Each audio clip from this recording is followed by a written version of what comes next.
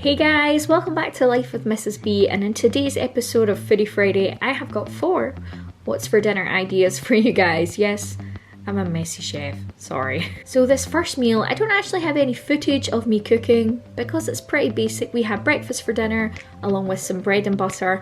I always had bread and butter growing up and a bowl of strawberries, and for the breakfast we had sausages, baked beans and some hash browns. If you don't know, baked beans are like a bean in a tomatoey sauce that people often have for breakfast here in the UK, or for brunch or lunch or dinner. Anytime is good.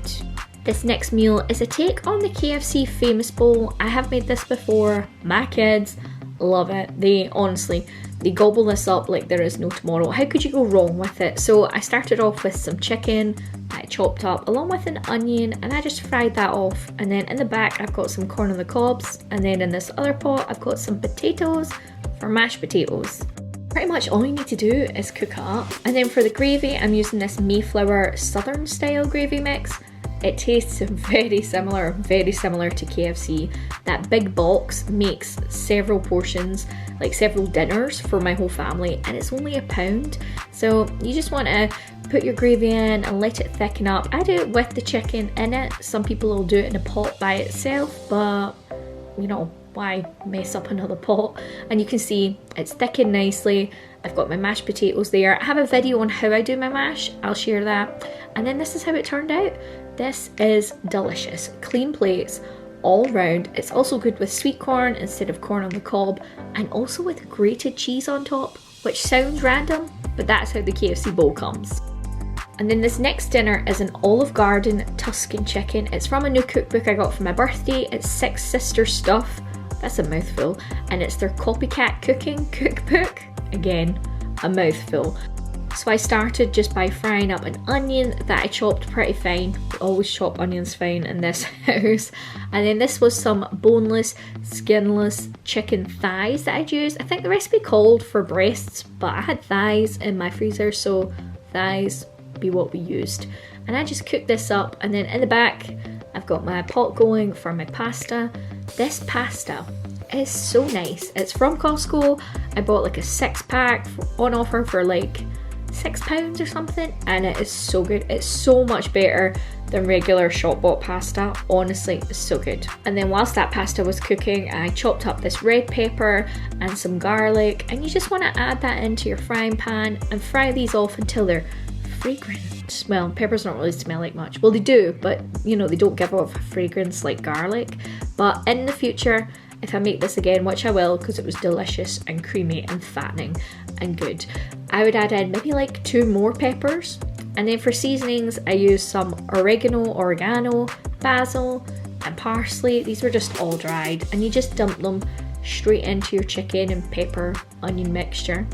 And then you're going to put in 2 tablespoons of corn flour into this weird looking green spotted chicken mix, and you just want to stir this around and cook your corn flour. Then once you've done that, you're going to add in, that was some chicken stock I was showing you. This looks like it's not going to work, but keep mixing, it will work, don't worry. And then once you've done that, you just want to pour in the chicken stock. There it goes, splash splash, and cook that for just until it thickens. It's actually all going to kind of disappear, the chicken stock. For the creamy sauce, I used 300 ml of double cream. Dump it in your jug, and then I used some regular milk, some cow's milk, and you've seen in the intro I made a mess. This first bit, oh yeah, that went in fine, that was fine. But then I don't know what happened here, but it just poured everywhere. I don't know how that happened. I'm a messy cook. So anyway, ta-da! Cleaned up, and I added some more corn flour in. Now, here's my little free tip, right? Whenever you're making sauces, do not add corn flour into hot liquid. So if you're trying to thicken up a stew or a sausage casserole, take some of the liquid out, let it cool, then add in corn flour. Never add corn flour into a hot mix, because it's not going to be good. So you've seen there, all the chicken stock pretty much evaporated, or is that the word you use? Evaporated? I think so. And then here I've just got some spinach. It was about half a bag, and I chopped it up pretty fine because I don't actually like spinach. So I've added in the creamy milky mixture, and that's starting to thicken.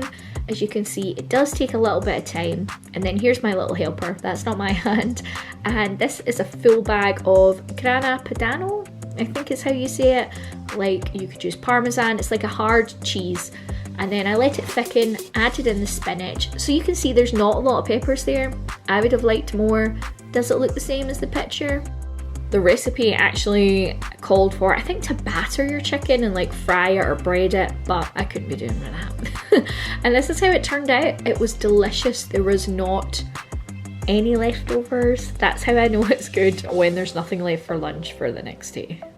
And then this last one I have is also from the Six Sisters Stuff cookbook, and it is Disneyland Monte Cristo sandwiches. I had never made Monte Cristo sandwiches. I'm pointing here, it says 1 cup of water. I didn't use water, I added milk.